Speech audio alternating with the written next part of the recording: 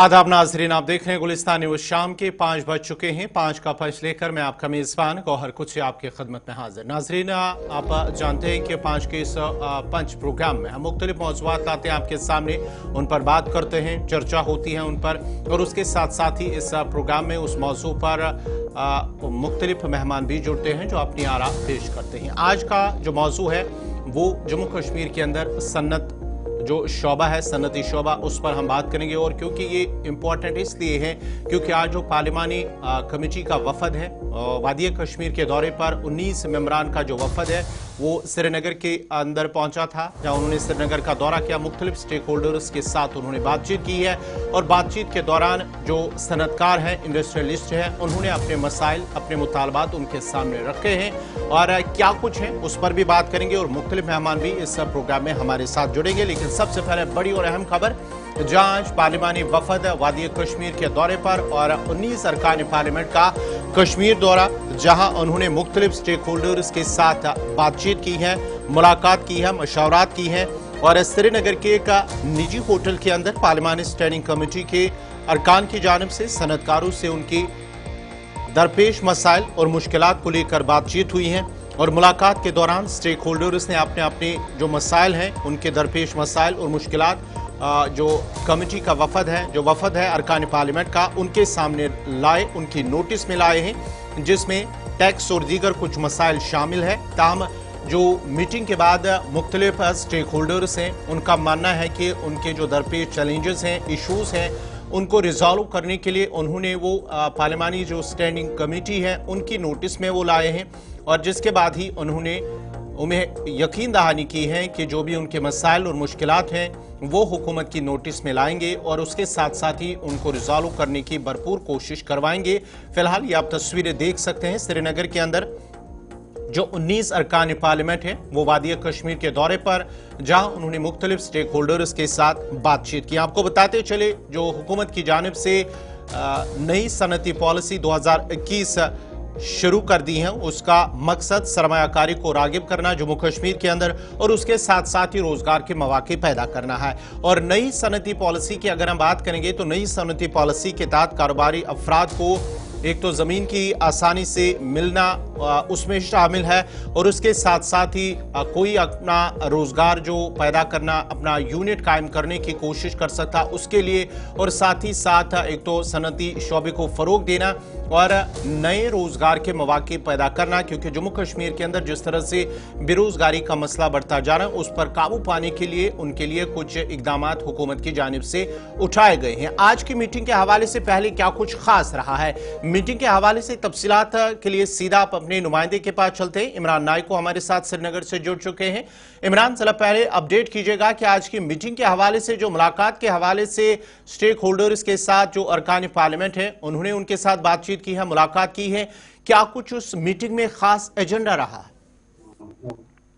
देखिए, कुछ साहब, गुज़िश्ता शाम 19 मेंबर्स पर मुश्तमिल पार्लियामेंट्री स्टैंडिंग कमेटी के जो मेंबर्स हैं वो शाम को ही श्रीनगर वारिद हुए और इसमें गवर्नमेंट ऑफ इंडिया के तकरीबन 6 ऑफिशियल्स, हायर ऑफिशियल्स भी उनके हमरा मौजूद थे। और आज सुबह 11 बजे श्रीनगर के एक निजी होटल बेगंता ताज में ये मीटिंग का आगाज हुआ, जिसमें जम्मू कश्मीर के जो चीफ सेक्रेटरी हैं अटल डल वो मौजूद थे और इंडस्ट्रीज एंड कॉमर्स डिपार्टमेंट के एडमिनिस्ट्रेटिव सेक्रेटरी और साथ साथ कश्मीर के दिग्गज ऑफिशियल्स भी इस मीटिंग में आज सुबह मौजूद थे। 11 बजे इस मीटिंग का आगाज हुआ। मीटिंग में इंडस्ट्रीज एंड कॉमर्स से वाबस्ता जो होल्डर्स हैं वो भी शामिल हुए। साथ साथ जो यहाँ पे डिफरेंट स्टेक होल्डर्स है उन्हें भी मददू किया गया था। और इसके अलावा जम्मू कश्मीर का जो सबसे जिसे बैकबोन भी कहा जाता है, हैंडीक्राफ्ट डिपार्टमेंट, हैंडीक्राफ्ट से लोग जो वाबस्ता है, जो स्टेक होल्डर्स है, उन्हें भी इस मीटिंग में मदद किया गया। तो कुल मिला के डिफरेंट स्टेक होल्डर्स आज सुबह 11 बजे विमंता ताज पहुंचे, जहां पे ये 19 मेंबर्स पर ये जो स्टैंडिंग कमेटी के जो लोग थे, जो मेंबरान थे, उनके सामने शामिल हुए इस मीटिंग के अंदर। और तकरीबन 1.5 से 2 घंटे तक मीटिंग मुसलसल चल रही। और ये एक बेसिकली एक इंटरेक्शन प्रोग्राम था। और मैं साथ में ये भी आपको बताता चलूं कि ये कोई पहली मीटिंग नहीं है इस तरह का डेलीगेशन आना। ये मामूल के मुताबिक हर साल इस तरह से जो पार्लियामेंट के जो है वो दौरा करते हैं और यहाँ जमीनी सूरत हाल का जायजा भी लेते हैं और स्टेक होल्डर से बात भी करते हैं और ये भी इस चीज का भी वो खाका यहाँ पे बनाते हैं और स्टेट की जो इमरान आपको यहाँ मैं रोकना चाहूंगा क्योंकि जिन स्टेक होल्डर्स ने उन पार्लिमानी अरकान से बातचीत की है उस मुलाकात के बाद मीटिंग के बाद ही उन्होंने क्या कुछ कहा पहले वो सुनते हैं, उसके बाद ही दोबारा एक तो मेहमानों के पास भी चलते हैं और आपके साथ भी उससे जरूर अपडेट लेंगे। पहले उनकी बात सुनते हैं, उन्होंने क्या कुछ कहा मीटिंग के बाद। बहुत प्रोएक्टिव एक प्रोग्राम रहा है आज का, एक बहुत अच्छा इंटरेक्शन रहा है जहां हमारे बागी फैटर्निटी कुलीग्स ने भी पार्टिसिपेट किया था। जो मुतालबा इंडस्ट्री का था, हमारे जैसे सिबिल स्कोर्स के इशू थे जिसकी वजह से जो लैंडिंग है जो हमारे एमएसएमई में है, चूंकि आपको पता होगा आज की डेट में जो भी लैंडिंग रहती है वो सिबिल स्कोर रिलेटेड रहती है। हमने उनको यही बोला था कि 2019 की वजह से बहुत सारे एमएसएमईज जो थे जिनका सिबिल स्कोर डाउनग्रेडेड हुआ था, we need to look into it, जहां पे मिस्टर शिवा जो इनके चेयरमैन थे, he has instructed the RBI to recommend the same at the earliest. उसके बगैर हमने होम स्टेज के बारे में भी बोला है, बात की है, जिसको हमने रिक्वेस्ट किया था कि होम स्टेज को आप prime minister employment guarantee scheme में ले आइए, which they have also agreed to, we will look into it. और बाकी जो स्टेक होल्डर्स थे उन्होंने भी बहुत अच्छे सजेशंस दिए थे। Liberal funding from the MSMEs, उसमें कुछ नहीं हो रहा, या जो क्रेडिट गारंटी स्कीम है वहां पर कुछ नहीं हो रहा है, that needs to be looked into. But approach committee का बहुत पॉजिटिव था। I think things will be in the right direction in the coming days. आज की मीटिंग जो थी हमारे पार्लियामेंट डेलीगेशन के साथ बहुत अच्छी मीटिंग रही और प्रोएक्टिव रही। उन्होंने हमारी बात अच्छी तरह से सुनी। हमारे कुछ मसाइल थे इंडस्ट्रीज के रिगार्डिंग। सबसे बड़ा मसला जो था वो था इंडस्ट्रियल इंसेंटिव पॉलिसी जो हमारी ख़त्म हो रही थी 30 सितंबर को। उन्होंने कहा हम कोशिश करेंगे कि इसको हम बढ़ा देंगे और हमने उनको कहा कि जो नॉर्थ ईस्टर्न स्टेट्स में जो पॉलिसीज़ है वो पॉलिसीज़ यहाँ भी होनी चाहिए। उसके बारे में भी उन्होंने कहा वो भी हम एक्सटेंड करेंगे। और एग्जिट प्लान था, जो बैड लोन्स थे उनका एग्जिट प्लान था, और भी कुछ इंडस्ट्रियल रिवाइवल पॉलिसीज थी, सब कुछ हमने उनके साथ डिस्कस किया। बिल्कुल अच्छी तरह से उन्होंने हमारी बात सुनी और उन्होंने कहा हम पीएम तक ये ले जाएंगे, इंशाल्लाह आपके मसाइल सब हल हो जाएंगे। हमारी जो अनएम्प्लॉयमेंट रेट है सबसे ज़्यादा है, इसलिए स्पेशल केयर रखना चाहिए ताकि जम्मू कश्मीर में ये अनएम्प्लॉयमेंट की रेट कम हो जाए। और इसका उन्होंने बहुत सीरियस नोट लिया है। और ये सारे 31 मेंबर हैं, शायद 25-26 आए हुए हैं। उन्होंने सब ने एक एक करके हमारे जो इश्यूज थे, जो हमने सवाल थे, उनका पूरा समर्थन किया है, सपोर्ट किया है। और यहाँ जो स्टेट चीफ सेक्रेटरी साहब थे, कमिश्नर इंडस्ट्रीज थे, बैंक्स थे, बाकी थे, उनको सबको कहा है कि इन्होंने जो इश्यूज उठाए हैं बड़े वैलिड है, जेन्युइन है, इनका आपका सोल्यूशन निकालना चाहिए। ये नहीं कि हम मीटिंग करके आए, मीटिंग करके चले जाएंगे और इसका कोई नतीजा नहीं निकले, ये हमारे लिए अच्छा नहीं होगा। ऐसा देखा जाए तो कई सारी मीटिंग इससे पहले भी हुई है, कई सारे मुतालबात रखे गए हैं, उसके बाद अगर देखा जाए तो आउटपुट की बात भी की गई। मगर इस बार आपको क्या लग रहा है, क्या एश्योरेंस है? सर, इस बारे में हमने इनके नोटिस में लाया कि जो शॉल पर 28% का जीएसटी लगाने का प्रपोजल है, जो जीएसटी ग्रुप ऑफ मिनिस्टर जिसकी Samrat Chaudhary deputy chief minister Bihar उनके वो चेयरमैन है, और उन्होंने एक रिकमेंड किया है, नोटिस में लाया कि जो शॉल पर 28% का जीएसटी लगाने का प्रपोजल है, जो जीएसटी ग्रुप ऑफ मिनिस्टर जिसकी Samrat Chaudhary deputy chief minister Bihar उनके वो चेयरमैन है, और उन्होंने एक रिकमेंड किया है, प्रपोजल बनाया है, यूएसटी काउंसिल में पिछली मीटिंग में डाला जाना था, नहीं हुआ। हमने इनसे रिक्वेस्ट करी कि आप उनको समझाए ये कि ये वीवर पर ये टैक्स है 28%, क्योंकि अगर 10,000 का शाल है इसमें 6-7 हज़ार वीविंग। तो ये थे सनदकार जिन्होंने इन अरकान पार्लियामेंट जो 19 अरकान पार्लियामेंट जो आज श्रीनगर के दौरे पर थे, उन्होंने उनके सामने अपने मुतालबात, अपने मसाइल जो है उनके सामने रखे हैं, जिनका मानना है कि उन्होंने उम्मीद यकीन दहानी भी की है कि उनके जो भी मसाइल है वो हुकूमत की नोटिस में लाने के बाद ही उन्हें हल कराने की भरपूर कोशिश करवाई जाएगी। इस मौजू पर बहस करने के लिए, बात करने के लिए श्रीनगर से एक तो हमारे नुमाइंदे भी इमरान नाइको हमारे साथ रहेंगे और उसके साथ साथ ही जम्मू से वीरेंद्र जैन जो कि प्रेसिडेंट गंग्याल इंडस्ट्री एक सनतकार हैं, उनसे भी आपका भी बहुत बहुत शुक्रिया बात करने के लिए, हमारे साथ जुड़ने के लिए। आपसे जानना चाहेंगे गुज़िश्ता चंद सालों के दौरान जब से नई सनती पॉलिसी शुरू की गई है तब से अगर हम जम्मू शोबे की बात करेंगे या जम्मू के अंदर बात करेंगे तो आपका जो सनती शोबा है, इंडस्ट्रीज़ हैं, क्या इश्यूज़ हैं, क्या चैलेंजेस हैं, क्या आपके जो इश्यूज़ हैं वो एड्रेस हुए हैं या कि जो आपके चैलेंजेस हैं जो आप पेश हो रहे हैं, आपके चैलेंज जो फेस हो रहे हैं, क्या उन्हें रिजॉल्व करने की ज़रूरत है या क्या आपका कारोबार ठीक ठाक चल रहा है? वीरेंद्र जैन जी। मैं बोलूं? जी जी नमस्कार। नमस्कार, आपका धन्यवाद, आपने मुझे इस अपने प्रोग्राम में बुलाया। मैं ये कह रहा हूं कि एग्जिस्टिंग इंडस्ट्री जो है हमारी, जी, मैं रिप्रेजेंट करता हूं माइक्रो स्मॉल इंडस्ट्री जम्मू की। जी, एग्जिस्टिंग इंडस्ट्रीज को बहुत ज्यादा परेशानी आ रही है। हमारे जो पहले इंसेंटिव पैकेज ऑफ इंसेंटिव था उसको बहुत ज्यादा डाइल्यूट कर दिया गया है।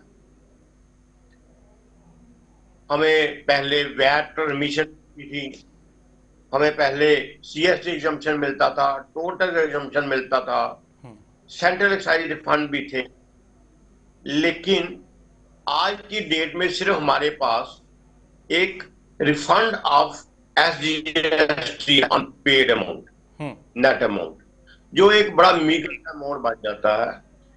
हमें पोस्ट जीएसटी जम्मू कश्मीर की, मैं जम्मू की ही नहीं बात करूंगा, जम्मू कश्मीर की इंडस्ट्री को बहुत नुकसान हुआ है। हम लेवल प्लेइंग फील्ड पे रहते थे, अब लेवल प्लेइंग फील्ड हमारे लिए नहीं है। हमारे लिए मार्केटिंग सपोर्ट नहीं है, जो पहले मार्केटिंग सपोर्ट हुआ करती थी हमारे पास। गवर्नमेंट जो purchase, government department, government agencies जो यहाँ रिक्वायरमेंट होती थी उनकी परचेजिंग करती थी, वो ऑन प्रायोरिटी जम्मू कश्मीर के लोकल इंडस्ट्री से करती थी विथ 15% प्राइस प्रेफरेंस। अब प्राइस प्रेफरेंस तो एक तरफ रह गई, हमें परचेज प्रेफरेंस भी नहीं है कि ये कहते हैं, डिपार्टमेंट कहते हैं जी जैम पे जाओ। हमारा माइक्रो इंडस्ट्री जैम पे जाके जो पैन इंडिया काम करते हैं, जो नेशनल प्लेयर्स हैं, जो इंटरनेशनल प्लेयर्स हैं, उनके साथ कंपीट नहीं कर पाते। तो हमारी industry day by day slow down होती जा रही है। हमारे ये गवर्नमेंट ऑफ इंडिया ने अभी थोड़े दिन पहले, पिछले 4 साल पहले एक पैकेज निकाला था एनसीएसएस जी, जिसके तहत उन्होंने नई इंडस्ट्री के लिए इंसेंटिव अनाउंस किए थे। बहुत अच्छे इंसेंटिव थे। गवर्नमेंट, हम गवर्नमेंट के साथ हैं, गवर्नमेंट का समर्थन देते हैं कि नई इंडस्ट्री आने के लिए, नई इन्वेस्टमेंट आने के लिए हर प्लान करना चाहिए।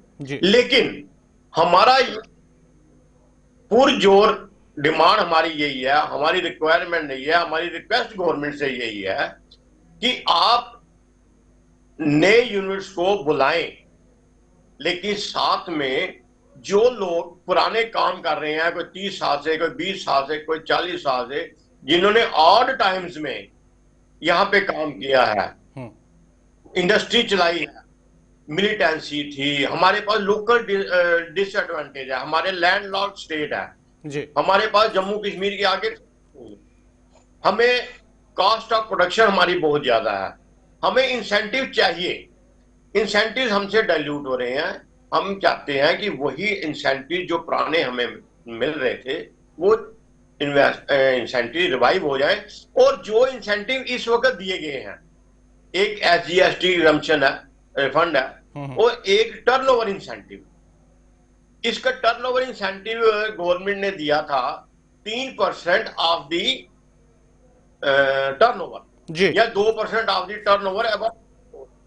लेकिन हुआ क्या, हमें मिला 0.2% और 0.3%, इतनी ज्यादा डाइल्यूट कर दिया। हमारा ये टर्नओवर, हमने जो क्लेम फाइल किए थे जम्मू कश्मीर में टोटल 207 करोड़ के, और रिलीज हुए सिर्फ 22 करोड़। तो वो जो इंसेंटिव गवर्नमेंट, ये मैं आपकी मार्फत गवर्नमेंट को ये बताना चाहता हूं कि आप जो हमें इंसेंटिव है, हम इसको आगे पास ऑन कर देते हैं अपने कंज्यूमर को, तभी हम कंपीट कर पाते हैं। और हमें वो इंसेंटिव अगर जो अनाउंस्ड एंड डिक्लेयर्ड इंसेंटिव है, अगर इन टाइम हमें पूरा नहीं मिले तो हमारी फैक्ट्री सरवाइव करेगी ही नहीं, वो आहिस्ता आहिस्ता आहिस्ता डाई डाउन हो जाएगी। जी जयंत जी, मजीद आपसे जानना चाहेंगे, जहां आपने की है बात कि हमारे पास हमारे लिए चैलेंजेस काफ़ी हैं, जो इश्यूज़ हैं वो काफ़ी हैं, उन्हें एड्रेस करने के लिए अब क्या कुछ इकदाम यानी कि क्या कुछ स्टेप्स उठाने की ज़रूरत है। और साथ ही साथ अगर हम बात करेंगे नई पॉलिसी के तहत जो कहा गया है कि नए यूनिट्स कायम किए जाएंगे, एक तो जो इंडस्ट्रियल सेक्टर है उससे फ़रोग मिलेगा, उससे तरक्की मिलेगी, और साथ ही साथ नए जो बेरोज़गार नौजवान हैं जो अपना यूनिट कायम कर सकते हैं कि यूनिट वो खोल सकते हैं, उन्हें भी रोज़गार मिलेगा, और साथ ही साथ उसमें जो काम करने वाले लोग होंगे उन्हें भी एक रोज़गार मिलेगा। क्या जो पॉलिसी है वो कामयाब है या कि उसकी वजह से भी जो जम्मू कश्मीर के इंडस्ट्रियलिस्ट है यानी कि सनतकार हैं उन्हें नुकसान हो रहा है?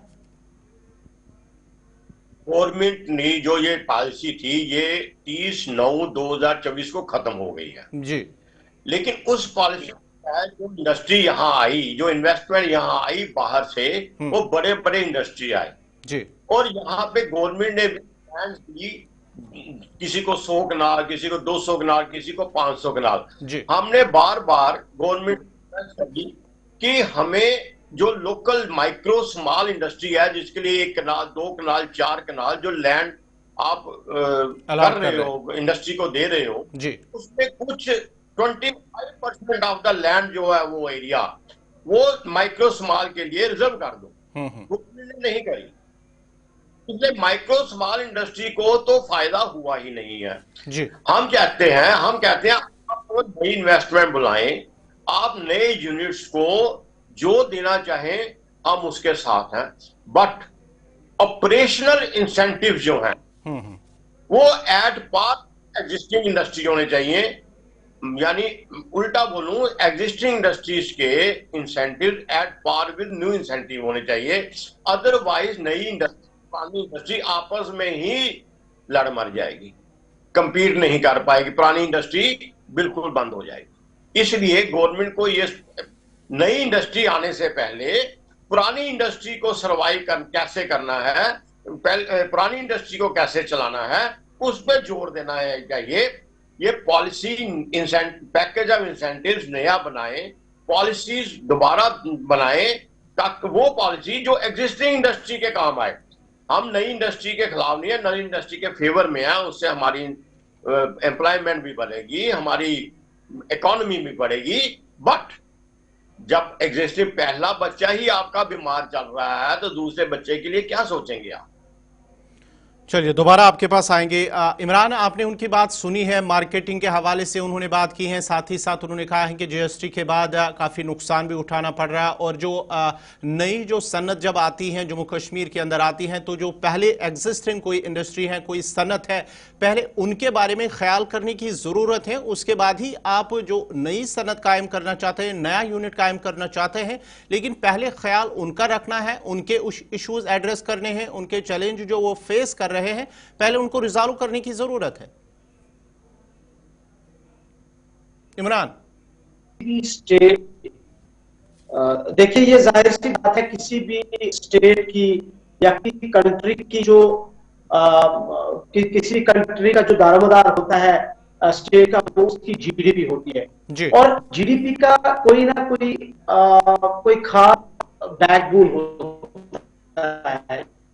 जैसे हम जब जम्मू कश्मीर की बात करते हैं, हमारा एग्रीकल्चर, हमारा हॉर्टिकल्चर यहाँ की जीडीपी में बड़ा इंपॉर्टेंट रोल प्ले करता है, और इसी सेक्टर में से एक सेक्टर हमारा है इंडस्ट्रीज एंड कॉमर्स, और वो भी यहाँ की जीडीपी में बड़ा इंपॉर्टेंट रोल करता है। न सिर्फ इकोनॉमिकली हम इस चीज को देखते हैं, बल्कि एम्प्लॉयमेंट जनरेशन में इंडस्ट्रीज एंड कॉमर्स का बहुत ही इंपॉर्टेंट रोल है। जैसा हम जानते हैं कि 2019 के बाद जम्मू कश्मीर में सियासी तब्दीलियां हुई, एडमिनिस्ट्रेटिव चेंज हुई, बहुत सारी तब्दीलियां हमने देखे, लेकिन साथ साथ हम देख रहे हैं कि जब हम जीडीपी पे नजर दौड़ाते हैं, डिफरेंट सेक्टर्स की तरफ नजर दौड़ाते हैं, अनएम्प्लॉयमेंट रेट की तरफ नजर दौड़ाते हैं, और हमारा बिजनेस सेक्टर हम जब देखते हैं तो कहीं ना कहीं हम ये महसूस कर रहे हैं कि काफी हम नीचे। इमरान आपके पास दोबारा आऊंगा। हमारे साथ जुड़ चुके हैं शाहिद कामली साहब, सदर हैं federation chamber of industries and commerce. बहुत बहुत शुक्रिया शाहिद कामली साहब हमारे साथ इस प्रोग्राम में जुड़ने के लिए।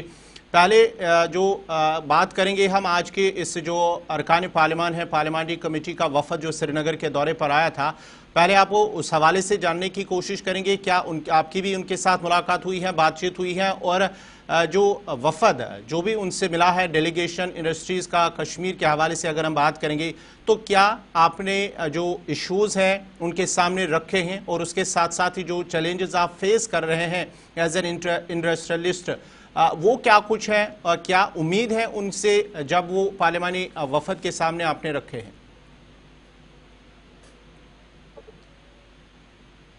पार्लियामेंट्री स्टैंडिंग कमेटी आई है आज जी। हमने उनको अपने सारे 10 पॉइंट्स अपने उनके सामने पेश किए हैं, और हमने ये भी उनको कहा कि जब लास्ट ईयर आप आए थे, लास्ट ईयर से आज तक अभी कुछ हुआ नहीं, तो जितनी भी हमने आपको लास्ट ईयर भी दिया, एक हमारी मार्केटिंग का है। सबसे बड़ी चीज है कि जो एग्जिस्टिंग इंडस्ट्री है वो सर्वाइव, वो at the verge of extinction है। आपने नई इंडस्ट्रियल पॉलिसी जो लाई है उसके लिए आपने एग्जिस्टिंग इंडस्ट्री को भी शामिल करना था।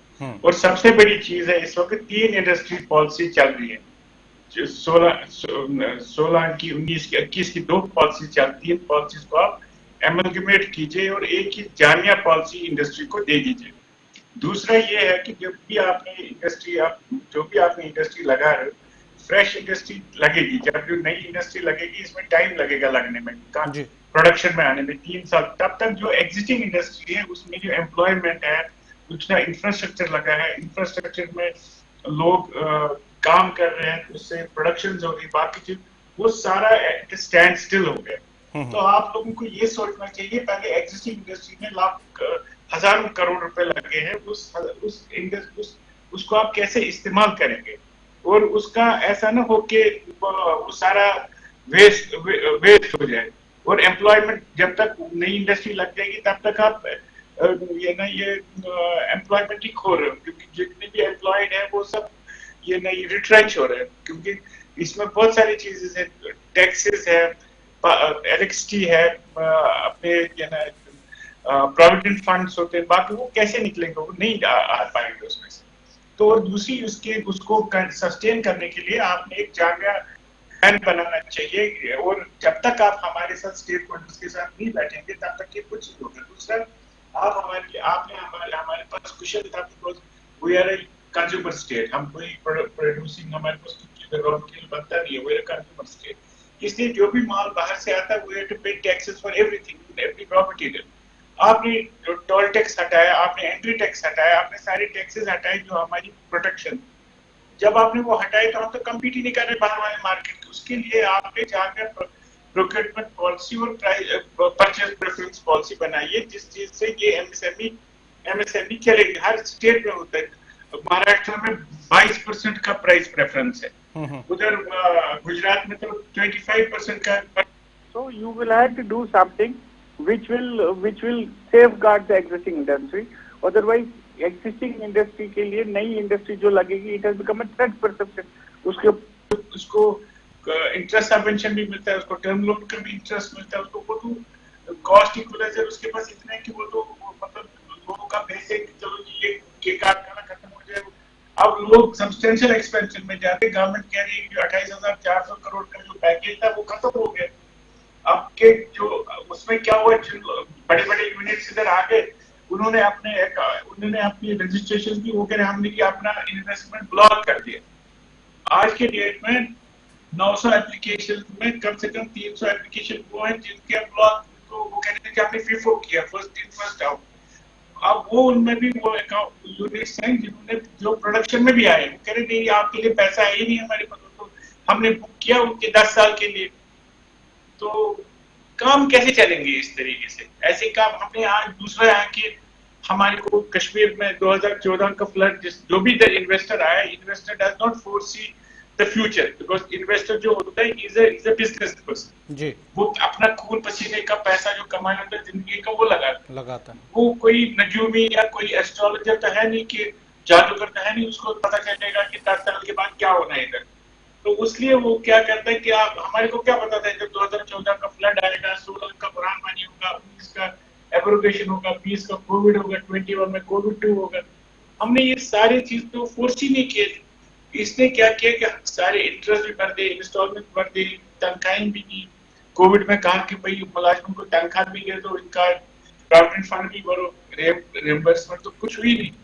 अब ऐसा हो गया कि अब यही इन्वेस्टर जो करोड़ों रुपए लेकर आया था इधर इन्वेस्ट करने के लिए या कर रहा था, वो अब उसका ऐसा हुआ कि बैंक अब कह रहे उसको आप तो चोर हो, आपने तो बैंक के पैसे खत्म किए, आपने वो किया।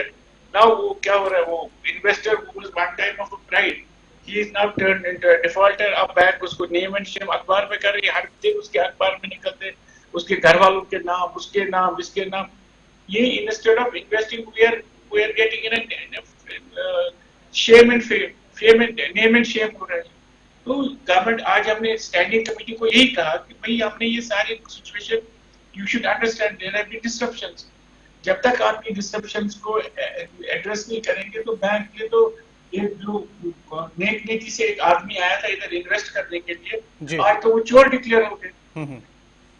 सो अनलेस एंड अंटिल हमने भी उनको कहा, अगर इतनी बड़ी आज 21 मेंबर 35 मेंबर्स की ये डेलीगेशन है, उसमें 21 मेंबर आज आए थे, हमने उनको कहा नथिंग मोर। हम तो सोच रहे सारा पार्लियामेंट ही इधर आ गए। अगर आपके इधर आने से भी हमारे को फर्क नहीं पड़ेगा, then nobody can save us. Bank तो इतने हर दिन लोगों को ऑक्शंस हो रही है, ई ऑक्शंस हो रही है, कुछ क्या हो रही है, मकान ले रहे लोग। हमने भी उनको कहा कि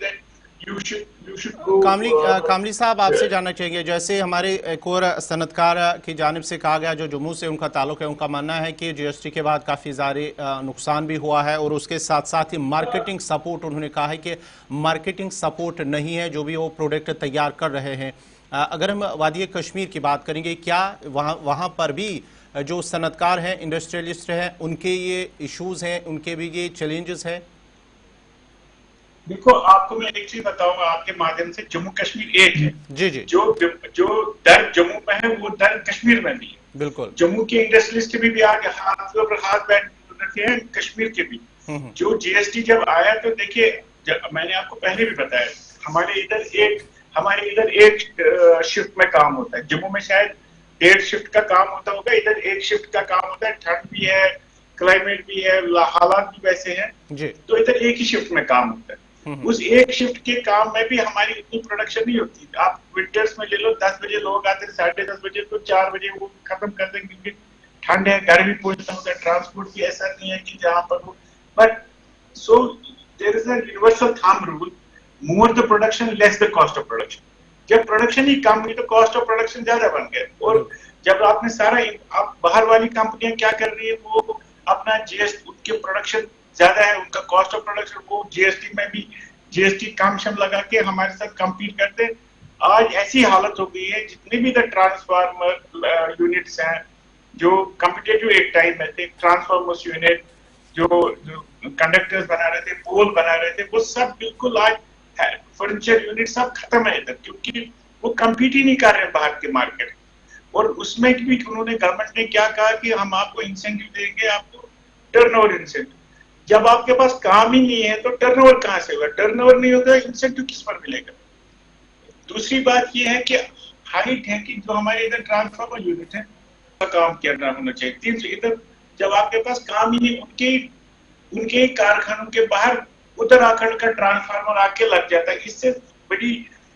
इससे बड़ा डिप्रेशन, डिजेक्शन, ह्यूमिलिएशन क्या होना चाहिए यूनिट होल्डर को कि उसी के एस्टेट में 5 यूनिट है इंडस्ट्री, ये ट्रांसफर बना, मगर ट्रांसफर बाहर से आ रहा है और वो भी double the price, not able to compete with them. कामली साहब, इससे ज्यादा क्या होना चाहिए? जी जी, अगर इंतजामिया या जम्मू कश्मीर सरकार, अब तो 6 सालों के बाद जम्मू कश्मीर में सरकार भी आई है सरकार से क्या उम्मीदें हैं? अगर स्टेप्स, मेजर स्टेप्स या जो आपके चैलेंजेस हैं उनको एड्रेस नहीं किया गया है तो क्या आने वाले वक्त में बहुत ज़्यादा नुकसान इंडस्ट्रियलिस्ट या जो जम्मू कश्मीर का जो सनती शोबा है उसे कहीं ना कहीं और ज़्यादा नुकसान होगा? देखिए, गवर्नमेंट को हाइपर एक्टिव होना है इंडस्ट्री के बारे में जी। हम चीफ मिनिस्टर साहब से मिले, मैंने उनको रिक्वेस्ट किया बिकॉज FCI के एपेक्स ऑर्गेनाइजेशन फॉर इंडस्ट्री है, हमने उनको एडवाइस रिक्वेस्ट किया है कि आप इंडस्ट्रियल एडवाइजरी कमेटी बनाइए, बोर्ड बना दीजिए जी। उसमें सारे सेक्रेटरीज होते हैं, मिनिस्टर्स होते हैं और इंडस्ट्री के लोग होते हैं जी। और एक ही टेबल पे बैठ के जम्मू के भी इंडस्ट्रियलिस्ट मेंबर्स बैठते हैं, कश्मीर के भी, और एक ही टेबल पे सारा आयरन आउट होके सारी डिफरेंस, क्योंकि अगर हम डिपार्टमेंट में पोल्यूशन कंट्रोल से निकल के फॉरेस्ट में जाए, फॉरेस्ट से निकल के, तो ये फिर सालों का काम, फिर कोई काम करना नहीं जी। ये चीफ मिनिस्टर की लेवल। और दूसरा है, अगर हमारे पास कैपेक्स है आज की डेट में, हम ये कह रहे हैं हमारे पास 60,000 करोड़ का कैपेक्स, मैं कहता हूँ कि 60,000 नहीं आता, 30,000 आता है आपके पास। और जम्मू रेलवे वाले आज कह रहे हैं हमने और 10,000 करोड़ खर्च करने हैं श्रीनगर जम्मू वो ट्रेन, उसके भी हो गए। सब लोगों के अगर इतने पैसे भी आएंगे तब ये जितना भी ये कैपेक्स आएगा, अगर ये इतना कैपेक्स भी आएगा तो ये नेशनल हाईवे खर्च कर रही है पैसा, बाकी पैसा खर्च कर रहे हैं, ये जितना पैसा खर्च करेंगे अगर उसमें there an order from government of India कि MSME को 25% आप कैपेक्स में परचेज कर लीजिए। हम कह रहे हैं कि ये क्या कर रहे हैं, ये हमारे ही कैपेक्स जो हमारे लिए वो ये चेन्नई से खरीद रहे हैं। बाकी हमने चीफ मिनिस्टर साहब को बोला, गवर्नर साहब को बोला, लास्ट टाइम होम मिनिस्टर साहब से भी रिक्वेस्ट किया कि आप 5 साल के लिए ये कैपेक्स को आप इनको बोलिए, जो 25% का कैपेक्स मार्केटिंग करनी है, इसमें आप लिखिए it should be purchase with in the MSME of J&K। ये 4-5 हजार करोड़ का अगर साल में मिलेगा तो सारी एग्जिस्टिंग इंडस्ट्री ग्रो करेगी और गवर्नमेंट का भी GST बढ़ जाएगा। कामनी साहब दोबारा आपके पास दोबारा आऊंगा। वीरेंद्र जैन हमारे साथ है। वीरेंद्र जैन, आपसे जानना चाहेंगे क्या जब जम्मू कश्मीर के अंदर जो है अब जो बजट है वो पेश होना है हुकूमत की जानिब से, उससे पहले क्या हुकूमत की जानिब से मशावरात कोई हुई है या क्या आने वाले वक्त में होनी है? क्योंकि चंद रोज़ कबल ही अगर हम लास्ट ईयर की बात करेंगे, दिसंबर के दौरान जब वज़ीर आला जम्मू आए थे तो जम्मू के दौरान उन्होंने मुख्तलिफ स्टेक होल्डर्स के साथ बातचीत की है। क्या आप लोगों ने भी उनके सामने कुछ अपने मसाइल या कुछ अपने जो इश्यूज़ हैं वो उनके सामने रखे हैं या कि अभी रखने वाले हैं? जब चीफ मिनिस्टर साहब यहाँ आए थे, हम हमारी यहाँ फेडरेशन ऑफ इंडस्ट्रीज है, जो इंडस्ट्रीज का एक एपेक्स ग्रुप एपेक्स कमेटी है, वो मिलने गई थी, फेडरेशन ऑफ मिलने गई थी चीफ मिनिस्टर साहब से, अपने सारे जो अपना एजेंडा बताया उनको। चीफ मिनिस्टर साहब से हमें बहुत उम्मीदें हैं। चीफ मिनिस्टर साहब ने यहाँ चैम्बर पे एक फंक्शन हुआ था, उसमें भी उन्होंने अपने तरफ से ही कहा था कि इंडस्ट्री को रिवाइव और सर्वाइव दोनों करना है। ठीक है, तो हम उम्मीद रखते हैं चीफ मिनिस्टर साहब, ये जो गवर्नमेंट बनी है under the chief ministership of Omar Abdullah साहब जी, तो हमें इनसे पूरी उम्मीद है कि ये हमें एग्जिस्टिंग इंडस्ट्री के लिए कुछ ना कुछ करेंगे। और हम चाहते हैं कि जब भी ये पॉलिसी बनाए, हम चाहते हैं ये पॉलिसी, जैसे कामली साहब ने कहा कि सारी पॉलिसीज को रिविजिट करके पॉलिसी दोबारा बनाए, ताकि एक पॉलिसी जो इन वोग हो, कभी हम उस पॉलिसी में जाते हैं, कभी उस पॉलिसी में, कभी उस पॉलिसी में, एक पॉलिसी इन वोग हो जिसके तहत चले। और पॉलिसी को अमेंडमेंट जब करना है तो उससे पहले स्टेक होल्डर से जरूर बात करें, हम लोगों से बात, जो प्रैक्टिकल प्रॉब्लम्स है वो हम ही बता सकते हैं। बिल्कुल प्रैक्टिकल हम बताएंगे कहाँ कहाँ प्रॉब्लम्स आती हैं, कहाँ क्या क्या हमें चाहिए, कहाँ कहाँ हम लैग कर रही है गवर्नमेंट, कहाँ हम लैग कर रहे हैं, ताकि हमारा एक ही मुद्दा है इस वक्त जम्मू और कश्मीर की इंडस्ट्री का कि हमें सरवाइव कैसे करना है। कामली साहब ने बहुत अच्छा कहा कि ये मिलेगा, ये होगा, तो ग्रो करेंगे, लेकिन पहले तो हमें सरवाइव करना है। हमारा सर्वाइवल होगा तो फिर हम ग्रो भी करेंगे। बजट के लिए अभी हमसे बात नहीं करी गई है। उमर साहब ने एक मीटिंग में इशारा दिया था कि प्री बजट मीटिंग होगी, वो हमें बुलाएंगे, हम जाएंगे अपना प्री बजट के लिए, जो हमारे मशवरा होंगे, जो हमारे पॉइंट्स होंगे, जो हमारी सजेशंस होंगी, वो उनके सामने रखेंगे। और हमें पूरी उम्मीद है कि जो उमर साहब और जो हमारे डिप्टी चीफ मिनिस्टर है सुरेंद्र चौधरी साहब जी, उनको इंडस्ट्री की जो दे रहे हैं। ये जो बिजली का मसला है जम्मू कश्मीर के अंदर जो काफ़ी सालों से रहा है जम्मू कश्मीर, और अगर हम इंडस्ट्रीज की बात करेंगे तो एक अहम जो जूस है बिजली का एक अहम माना जाता है। क्या अभी भी ये फेस आप कर रहे हैं, चैलेंज है आपके लिए, इंडस्ट्रियलिस्ट के लिए? ये तो कंटिन्यूटी में चल रहा है, बिकॉज इंडस्ट्री पहले भी जम्मू इंडस्ट्री, श्रीनगर इंडस्ट्री भी ये मांग रही है कि जो जब हमारे कारखाने भी बंद है तो हमारे को पहले पावर एमएसपी दीजिए, जिससे लोगों का डिमांड चार्ज पावर कारखाने बंद है तो वो इतना है कि वो पहले कारखाने दोबारा चलाने आए कि पहले बिजली वालों को बिजली का बिल देना है। तो अगर आपने डोमेस्टिक में एमएसपी लाई तो इंडस्ट्री को क्यों नहीं? जब कारखाना चलेगा तभी तो घर वालों का घर का पैसा बढ़ेगा। बिल्कुल। तो वी हैव रिक्वेस्टेड देम कि पहले आप एमएसपी दे दो पावर की, फिर आप दूसरा ये जो आप हर दिन जेईआरसी लगा के आज भी रेट चढ़ाते हो, इंडस्ट्री कितना लोड आप डालोगे इंडस्ट्री पे, वो तो कंधा ही टूट जाएगा उसका। पहले इंडस्ट्री को सर्वाइव करने दीजिए, एमएसपी उनको पहले फ्री होने दीजिए, फिर आप आराम से फिर उनको आप जो भी जहां पर आपने हाइक कर लिए फिर पहले आप उसको उस बर्डन से आजाद कर दीजिए। हम आज 4 साल से मांग रहे हैं कि एमनेस्टी, कभी कह रहा है कि ये कमिश्नर नहीं मान रहा है, कभी कहता है कि आप नया कमिश्नर आया ये नहीं मान रहा। हाइट ये है कि जो भी हमारे पावर कमिश्नर आए उनको हमारे साथ कोई पैशन है ही नहीं, हमारे साथ उनको कोई एहसास ही नहीं है हमारा कि मतलब ये लोगों पे चाहते हैं बाहर से आए, बाहर से आना, हमको क्या परेशानी है सबकी।